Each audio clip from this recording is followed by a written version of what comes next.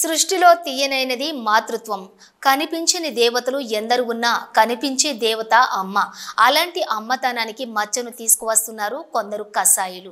పరితెగించిన తనమో లేదా చాతకాని తనమో ఇంకా ఏదైనా కావచ్చు, అమ్మ అనే పదానికి అర్థం లేకుండా చేస్తున్నారు.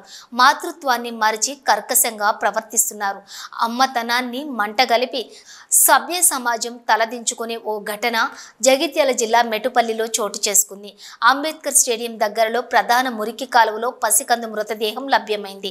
నవమాసాలు మోసిన పేగు బంధాన్ని ఆ కసాయి తల్లి పసికందు కళ్ళు తెరిచి లోకాన్ని చూడకముందే చిదిమేసింది. చీకటిలో చేసిన పాపం బజారులో పడుతుందని భయమో లేదా కామాంధుడికి బలైన శాపమో తెలియదు, కానీ పుట్టిన పసికందును మురికి కాలువలో పడేసి అమ్మతనానికి మచ్చను తెచ్చింది. పసికందును చూసి స్థానికులు కంటతడి పెడుతున్నారు.